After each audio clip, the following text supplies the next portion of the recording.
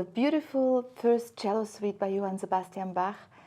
By the way, they are all beautiful, all 6 cello suites, but the first one is so famous, and I wanted to include this piece for you to look at the fingerings and about the phrasings and the right hand pick techniques. So this is a suite, it's out of a suite which has different movements. And so the first movement is a preludio. And in the Baroque times, the preludio, when a lute player was playing the prelude before a suite, so the suite is actually a collection of different movements. And so the preludio is, of course, the first movement, but it was at that time also kind of showing the key of the piece, you know. So a lute player was kind of improvising before he came into the real piece, so it still has a little bit this character preludio. So it's a little bit more free and not so strict in the parts and in the structure and also in the tempo.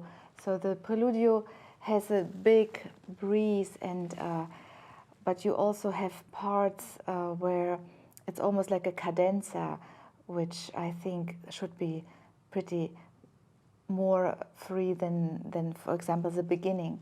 So when you start the preludio and you start to introduce the listener to the key of the piece, yeah, D major. In this case, it's D major. The original key is in G, so because the cello is tuned much lower, and you would start it actually.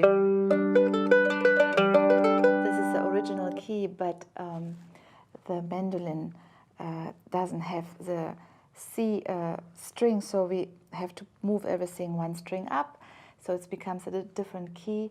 But still, it fits the mandolin so perfectly because you can feel that it's written for an instrument in fifths, and so I think Bach is so universal. It sounds on every instrument, and this is the magic about his music. And so that's why in this case we start in the key of D, and here very much would fit the technique with the going through the strings and then the upstroke, yeah? Instead of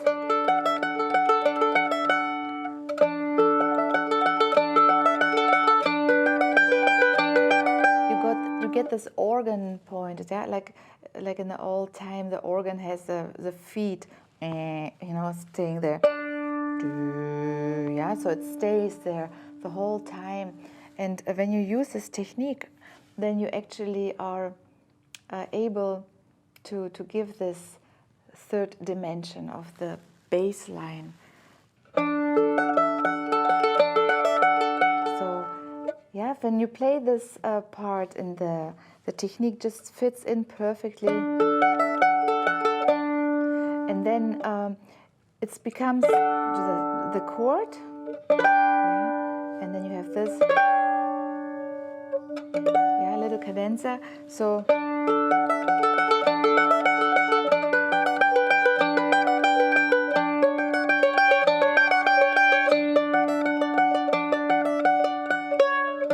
yeah, so we have the fingering with the D chord, and then I put in the second bar my finger, the first finger, already flat, so that I don't have to move, yeah? I have it on the B natural and on the F sharp. Then I move this to this,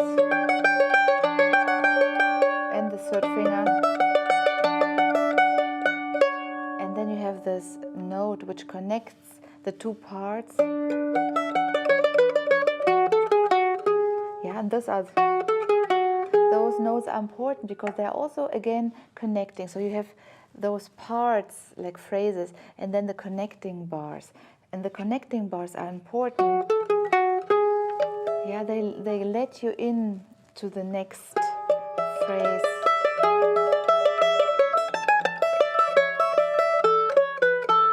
Yeah, you don't have to play them loud, but be aware that they are important. Don't rush there, that's the main point. Here I have to put my finger on three strings, which is pretty tough because I don't have a very big finger, but I'm trying to push them down. And again with the technique. And so now I go into the second position, so I can do this with 2 strings and let them ring, and then the open, yeah.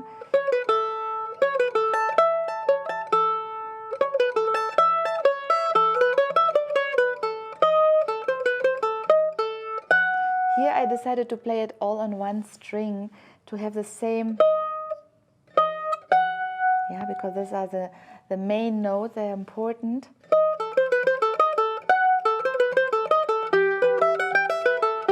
Again, I leave my fingers and I do this, gliding through the string.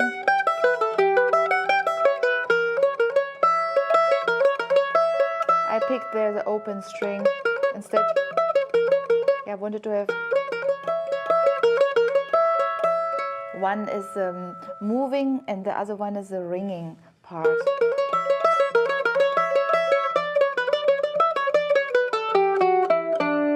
Again, here's the connecting notes to this. So I'm trying what I do here to do also, but I have to put my finger on the second note. I cannot go, and otherwise I would have to, it doesn't worth it because it also doesn't sound so good. So I have 2 downstrokes. Same. Now I can go through the strings and relieve. Connecting notes into the E7. I try to leave my finger. Actually, this is what I did. And then, it's not necessarily a fingering I would recommend for everybody. I just like to have a little bit longer this G sharp note ringing, and so I move my fourth finger.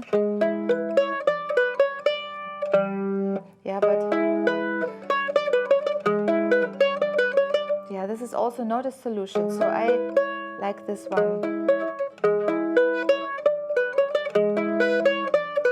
But this is a little bit a mean fingering, Try it out and check out what else comes to your mind, but leave the G a little bit ringing. That's really beautiful because the G goes into the G sharp, the G sharp, let it ring, and it goes to the G, So the G sharp, G, and this G is ringing because it's an open string, so I don't want it to be so different to the G sharp.